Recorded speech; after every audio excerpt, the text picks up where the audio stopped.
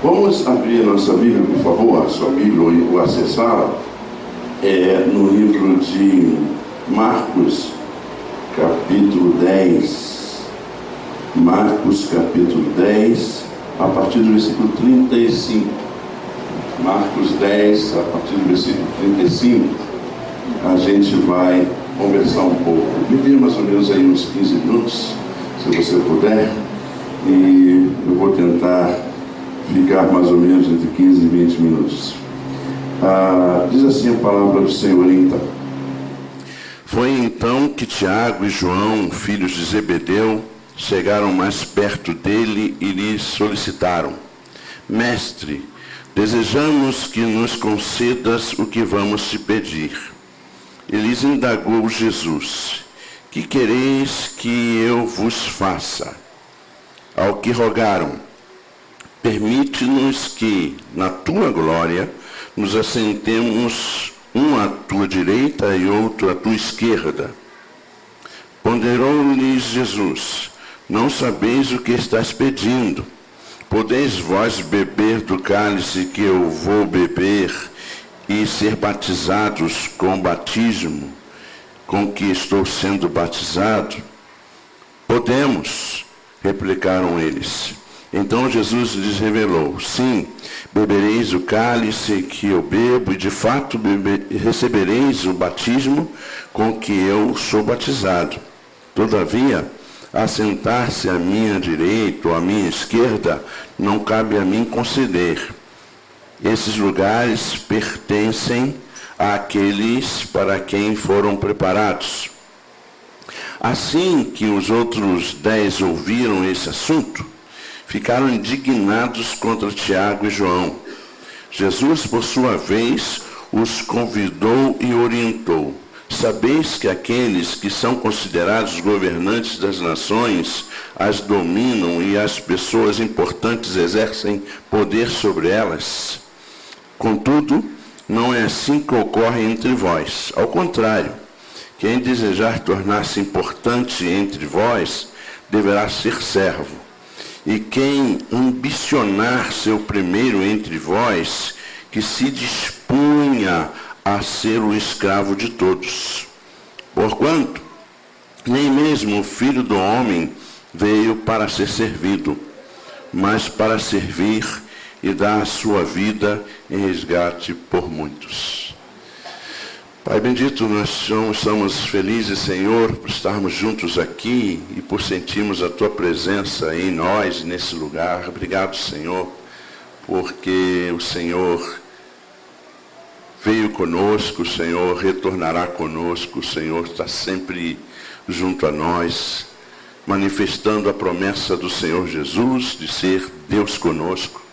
Nós te louvamos, Senhor Deus, pela certeza que temos, ó Deus querido, como comunidade, de que estamos em Tuas mãos, independente, ó Deus, das situações que nós estamos experimentando, de opressão, de manifestações, Senhor Deus, daquilo que nós cremos não ser da Tua vontade. Nós, ó Deus, queremos Te dizer que vamos permanecer com o Senhor, sempre com o Senhor. Ajuda-nos, ó Deus, capacita-nos, Senhor, a Te servir. Capacita-nos, Senhor Deus, a sermos cada vez mais parecidos com Jesus. Nós oramos agradecidos e o fazemos no nome de Jesus. Amém. Meus queridos irmãos, eu tenho estado nesses últimos tempos muito preocupado com, não sei se preocupado, mas analisando a igreja hoje. Eu sou de um tempo em que a igreja, antigamente a gente era chamado de crente, né? Então, quando alguém estava contando alguma coisa meio pesada, aí chegavam assim e diziam: não, vamos mudar o assunto, porque o fulano chegou, ele é crente, a gente tem que respeitar. Não é porque a gente era chato, alguns eram, com certeza, mas é porque havia respeito com os crentes. E eu confesso a vocês que eu estou cada vez mais assustado, porque esse tempo que eu estou falando não é tão distante do que a gente está vivendo hoje. O que aconteceu com a igreja? O que aconteceu com a nossa igreja? A igreja está completamente descaracterizada. E uma das coisas que eu percebo, eu não sei se estou certo, mas uma das coisas que eu percebo é que a igreja perdeu a capacidade de servir. Perdeu a capacidade de servir. Esse texto é um texto muito emblemático para mim, porque você percebe que esses discípulos haviam ouvido a conversa de Jesus de que ele teria que morrer. Jesus veio para morrer. Ele veio para ser sacrifício, ou ser sacrificado. Essa era a missão de Jesus, morrer. E ele disse isso lá no capítulo 8, a partir, deixa eu me achar aqui, capítulo 8, versículo 31, ele diz assim, Jesus falando com os discípulos nesta caminhada dos discípulos com Jesus, é a série que nós estamos conversando aqui, Caminhando com Jesus, e a gente está pegando então as andanças dos discípulos com Jesus, e nessas andanças dos discípulos com Jesus, ele disse uma vez assim, então passou Jesus a ensinar-lhes que era imperioso que o Filho do Homem, que fosse vítima de muitos sofrimentos, viesse a ser rejeitado pelos líderes religiosos, pelos chefes dos sacerdotes e pelos mestres da lei, então fosse assassinado para depois de 3 dias ressuscitar. Lá no capítulo 8. No capítulo 9, ele continua na andança com os discípulos, ele diz assim então a palavra de Deus. Eles partiram daquele lugar e atravessaram a Galileia. E Jesus evitava que qualquer pessoa soubesse onde eles se achavam, pois estava dedicado ao ensino dos seus discípulos e lhes revelava: o Filho do Homem está prestes a ser entregue nas mãos dos homens. Eles o matarão, mas 3 dias depois ressuscitará. Essa era então a 3ª vez que os discípulos ouviram isto de Jesus, aqui no capítulo 10, no versículo 32. Sucedeu que estavam no caminho, subindo para Jerusalém. Jesus Cristo fazia muito e fez opção de realizar seu ministério na Galileia, na periferia. Jesus Cristo era um galileu que vivia na Galileia, que vivia entre os pobres. E ele então estava subindo para Jerusalém. Jesus à frente os conduzia. Os discípulos estavam admirados, enquanto os demais seguidores sentiam medo. Uma vez mais ele reuniu à parte os 12 e compartilhou o que lhes aconteceria. Eis que subimos para Jerusalém, o Filho do Homem será entregue nas mãos dos chefes dos sacerdotes e dos mestres da lei. Eles o condenarão à morte e o entregarão aos gentios, que zombarão dele, lhes cuspirão, torturarão e finalmente o matarão. Contudo, após 3 dias, ele ressuscitará. Jesus Cristo então estava falando sobre a sua morte. E na sequência, Tiago e João fazem um pedido para Jesus, que era um pedido, no mínimo, grosseiro. Mas Jesus Cristo foi extremamente gracioso e misericordioso com eles. Eles estão conversando, se aproximam de Jesus, como nós lemos, e dizem: mestre, desejamos que nos conceda o que vamos te pedir. Nos conceda o que vamos te pedir. É como a gente fizesse uma oração dizendo assim: Senhor, eu vou humildemente te pedir, fazer um pedido aqui. Eu quero ganhar um carro, eu humildemente estou te pedindo isso, mas me dê. Você é obrigado a me dar. Aliás, isso rodou muito pelo Brasil, esse negócio aí de dar ordem, esse negócio da ordem para Deus na oração, né? Porque eu nasci como por cabeça e não por cauda. Então eu sou um super crente. Deus, ai dele não atender a minha oração. Né? Mais ou menos assim. E eles se aproximaram de Jesus, e Jesus Cristo, que podia repreendê-los, disse: que quereis que eu vos faça? E eles então pediram uma coisa muito interessante. Eles pediram poder, pediram a glória. Eles sabiam que glória era poder. Jesus Cristo falava que iria para a sua glória, estaria, olha, isso aí era fantástico. Então eles queriam poder. Pediram então que Jesus Cristo permitisse, quando ele se assentasse na sua glória, nos assentemos à direita e outra à esquerda. Eu fiquei lendo isso aqui, fiquei pensando na realidade brasileira, né? A gente está aí nessa coisa polarizada, mas tanto a direita quanto a esquerda, eles só querem uma coisa: poder. Poder. Poder. É a única coisa. E é interessante, meus queridos irmãos, que Jesus Cristo começa conversando com eles, dizendo: olha, vocês não estão sabendo o que realmente vocês estão pedindo. Vocês são capazes mesmo de beber do cálice que eu vou beber? Vocês são capazes mesmo de enfrentar o que eu vou enfrentar? Vocês estão dispostos a isso? Vocês são capazes de ser batizados? E aqui ele usa a expressão imersão. Baptizo aqui, a ideia de imersão era a ideia de morte. Ele estava dizendo para os discípulos: se vocês sabem que vocês estão pedindo, vocês são capazes de beber todo o sofrimento que eu vou experimentar, e vocês são capazes de enfrentar inclusive a morte para estar nessa glória. Vocês estão com coragem para enfrentar, para pagar esse preço? E eles disseram: podemos, podemos. E aí Jesus Cristo até disse para eles que eles, de fato, como discípulos, iriam enfrentar coisas parecidas, iriam beber desse justo julgamento divino contra o mal, que seria a ideia do cálice, iriam experimentar o batismo, e a gente pode pensar no batismo também do Espírito Santo que eles receberiam, mas Jesus Cristo estava muito preocupado com aquela conversa. Mas não somente Jesus, também os discípulos ouvindo aquela história, e começaram a dizer: mas que história é essa? Ô João, você é um menino, João era o mais novinho, cerca de mais ou menos 16, 17, 18 anos. Era o mais novinho. Mas que história é essa, menino? Quem é você? E Tiago, qual é a tua, meu irmão, né? Seria mais ou menos assim. Seu primeiro, e nós?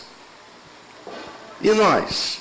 E aí Jesus Cristo começa a mostrar que a lógica do reino é completamente diferente da lógica da sociedade. Enquanto várias pessoas tentam controlar a sociedade, manipulá-la, ter o poder, a lógica cristã, o caminho de quem segue a Jesus é o serviço, ser servo. E cada vez mais a gente observa que nós estamos distantes, ficando distantes disso, não é? Quando a gente tem igrejas, mega igrejas, igrejas poderosas, de certa forma envolvidas, cooptadas muitas vezes pela política desse país, porque todos querem ter poder para poder, inclusive, trocar, para ter uma moeda de troca, de negociação. Isso não faz parte da proposta de Jesus. Quem caminha com Jesus se propõe a servir. E aí ele diz: sabeis que aqueles que são considerados governantes das nações as dominam, e as pessoas importantes exercem poder sobre elas.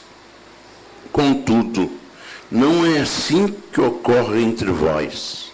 Ao contrário, quem desejar tornar-se importante entre vós, deverá ser servo. Nós estamos num momento crucial neste país já há muito tempo, com as redes sociais. E muitas vezes a gente quer ser referência, né? Muita gente querendo ser a referência, se referenciando e sendo referência na internet e Facebook, Instagram e outras coisas mais, né?